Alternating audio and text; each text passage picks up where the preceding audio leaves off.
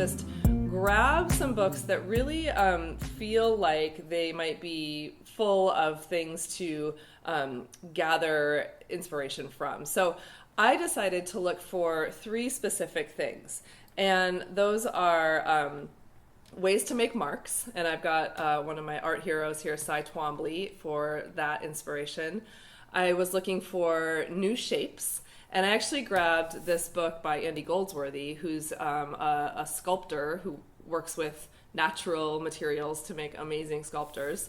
And so this is, I think it's a good reminder that it doesn't, who you're looking at doesn't all have to be painters. They don't have to be painters. They can be all different kinds of artists in different mediums. And I actually encourage you to broaden your scope in that way. And then the last thing I was looking for was color inspiration.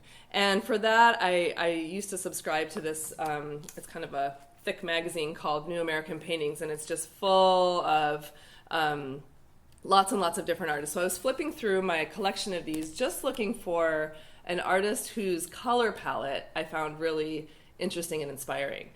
But as you're looking for this kind of information, remember that you might find someone's texture to be really interesting. You might find the tools they're using or the way that they're using paint to be really interesting. I remember back when I was learning to paint, I was really inspired by Susan Rothenberg simply because of how much paint she used. Like, it was so thick. I imagine the canvases were so heavy, and it really opened the door for me to consider using more paint to get those luscious qualities. So using paint, finding maybe contrast is an element that you might look at. Obviously images, shapes, even the scale of which someone is working on could be really something that might inspire you to work on a different scale. So just open your mind to all the possibilities, all these different design elements and qualities that you're able to find in other artists. And then the question is,